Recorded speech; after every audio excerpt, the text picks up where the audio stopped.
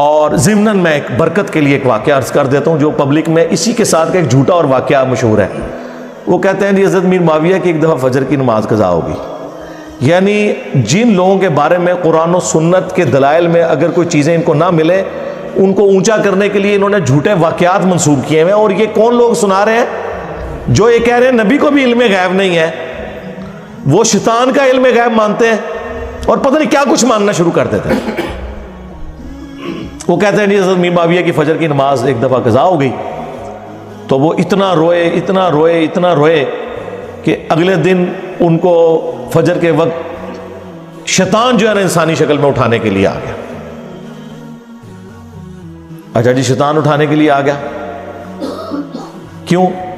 وہ کہتے ہیں اس لیے آیا کہ اس شیطان نے ان کو بتایا کہ کل جو آپ روئے تھے نا اس کی وجہ سے آپ کا ثواب کتنے گنا بڑھا دیا گیا ہے, تو میں نہیں چاہتا کہ آپ دوبارہ نماز قضا کریں اور آپ کو پھر اتنا ثواب رونے کے اوپر ملے, تو میں آپ کو فجر کے وقت اٹھانے کے لیے خود آ گیا ہوں.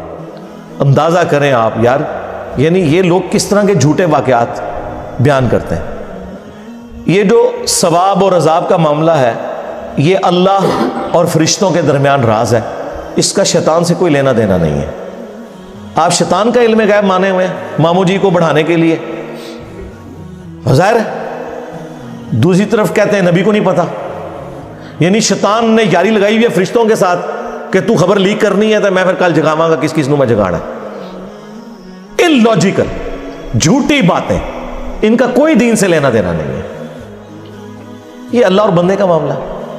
پھر تو بڑا اچھا طریقہ مطلب پتہ چل گیا کہ بھی ایک بندہ اگر نہیں اٹھتا تو وہ پھر یہ انتظار کیا کرے کہ مجھے شیطان ہی آپ اٹھائے گا آ کے, ورنہ میں روزانہ زیادہ جو ہے حضرت میر معاویہ کی سنت پہ, کیونکہ آپ تو کہتے ہیں کہ صحابہ جو ہے وہ ستاروں کی مانند ہے, جس کی بھی پیروی کرو کامیاب ہو جاؤ گے, تو پھر پیروی کریں, آپ روزانہ نماز قضا کریں, روئیں اور زیادہ نمازوں کا ثواب کمائیں.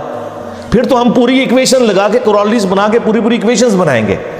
یہ کیوں آپ لوگوں کو جھوٹے واقعات سنا کے اور اس شخص کا گرویدہ کرنے کی کوشش کرتے ہیں کہ جو خلفائے راشدین کے ساتھ اور خصوصاً چوتھے خلیفہ مولا علی بن ابی طالب رضی اللہ تعالیٰ عنہ علیہ السلام کے ساتھ جنگ کر چکا ہے. صحابی ہونے کا احترام اپنی جگہ, وہ سب کچھ ہم رضی اللہ عنہ بھی کہتے ہیں, لیکن اس طرح آپ کسی کو اونچا کرنے کے لیے اس طرح کے جھوٹے واقعات تو منسوب نہ کریں.